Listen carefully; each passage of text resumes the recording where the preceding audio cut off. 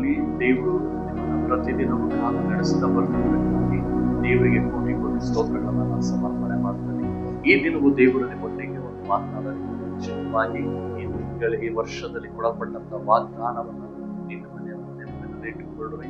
ಪ್ರತಿದಿನ ಘೋಷಣೆ ಮಾಡಿ. ಯೆಶಾಯ 54:17 ವಚನ ಏನ್ ಹೇಳ್ತದೆ? ನಿನ್ನ ವಿರುದ್ಧವಾಗಿ ಕಲ್ಪಿಸುವ ಆಯುಧವು ಯಾವುದು ಜಯಿಸುವುದಿಲ್ಲ.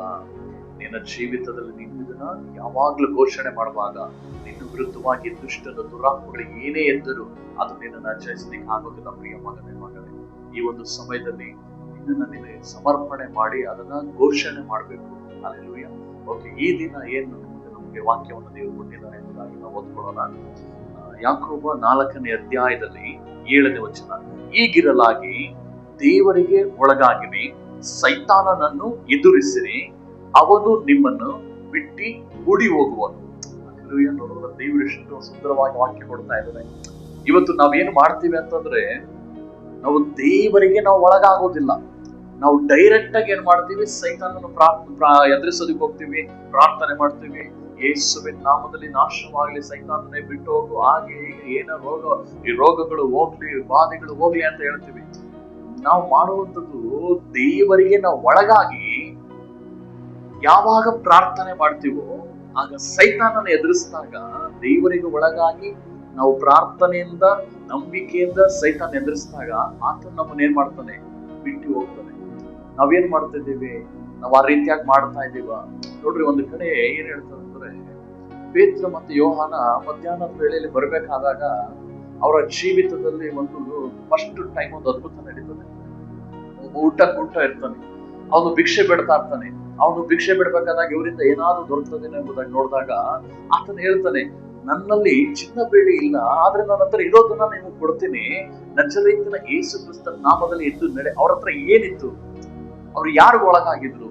ಯೇಸು ಕ್ರಿಸ್ತನಿಗೆ ಅವನು ಒಳಗಾಗಿದ್ದ ನಿಮಿತ್ತವಾಗಿ ಅಲ್ಲಿ ಏನಾಗ್ತಾ ಇದೆ ಅಂದ್ರೆ, ಆ ಯೇಸು ಕ್ರಿಸ್ತನಿಗೆ ಒಳಗಾಗಿ ಅಲ್ಲಿ ಒಂದು ಪ್ರಾರ್ಥನೆ ಮಾಡ್ತಾರೆ, ಎದ್ದು ನಡೆ ಎಂಬುದಾಗಿ.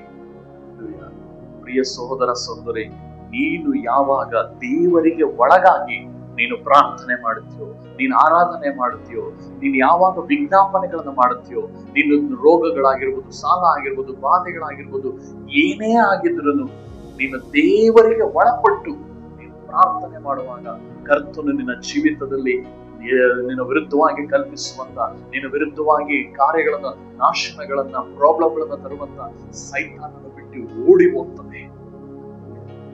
ಇವತ್ತು ವಾಕ್ಯ ಅದೇ ಹೇಳ್ತಾ ಇದ್ದೆ, ನೀನು ದೇವರಿಗೆ ಒಳಗಾಗ್ರಿ, ಸೈತಾನನ್ನು ಎದುರಿಸ್ರಿ, ಅವನು ನಿನ್ನನ್ನು ಬಿಟ್ಟು ಓಡಿ ಹೋಗ್ತಾನೆ.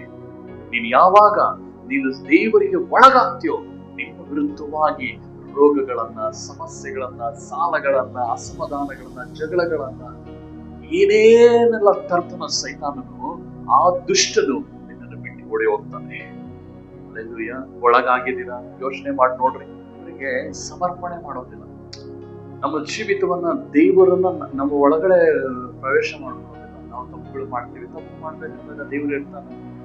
ನೀನು ಕುಡಿಬೇಕಾದಾಗ, ನೀನು ಬೀಡಿ ಸೇದ್ಬೇಕಾದಾಗ, ನೀನು ಗುಟ್ಟ ಐಟಮ್ಗಳು ಹಾಕೊಳ್ಬೇಕಾದಾಗ, ಮಾದಕ ವಸ್ತುಗಳ ಸೇವನೆ ಮಾಡುವಾಗ, ಜಗಳ ಆಡ್ಬೇಕಾದಾಗ, ಕೆಟ್ಟ ಮಾತುಗಳು ಆಡ್ಬೇಕಾದಾಗ ದೇವ್ರು ನಿಮ್ ಜೊತೆಲಿ ಇರ್ತಾನ?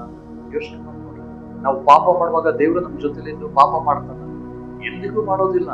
ಇವತ್ತು ದೇವರು ಹೇಳ್ತಾ ಇರೋದು ಏನಂತಂದ್ರೆ, ನಮ್ಮ ಜೀವಿತವನ್ನ, ನಮ್ಮ ಭವಿಷ್ಯತ್ತನ್ನ, ನಮ್ಮ ಪ್ರತಿಯೊಂದು ಕಾರ್ಯಗಳನ್ನ ದೇವರಿಗೆ ಸಮರ್ಪಣೆ ಮಾಡಬೇಕು.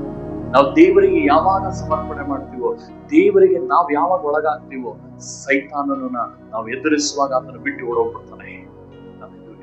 ನಾವು ಒಪ್ಪಿಸಿಕೊಡೋಣ. ದೇವರೇ, ನನ್ನ ಒಳಗಡೆ ನೀವು ಬನ್ನಿ ಸ್ವಾಮಿ ಎಂಬುದಾಗಿ ಹೇಳಿ ಪ್ರಾರ್ಥನೆ ಮಾಡೋಣವ. ನೀವು ದೇವರನ್ನು ಒಳಗಡೆ ಸೇವಿಸಿಕೊಂಡಾಗ, ದೇವರು ನಿಮ್ಮ ಜೊತೆಲಿದ್ದಾಗ ನಾವು ಬಿಟ್ಟು ಓಡೋಗ್ತೀವಿ. ಕರ್ತನೇ ಸ್ತೋತ್ರಪ್ಪ, ನೀನು ನಮ್ಮ ಜೊತೆಯಲ್ಲಿ ಬರ್ರಿ ಸ್ವಾಮಿ. ನನ್ನ ಒಳಗಡೆ ಬರ್ರಿ ರಾಜ. ದೇವರೇ, ನೀವೆಂದಿಗೂ ಹೊರಗಡೆ ಇರಕೂಡದು, ನಮ್ಮ ಒಳಗಡೆ ನೀವು ಬರ್ರಿ ರಾಜ.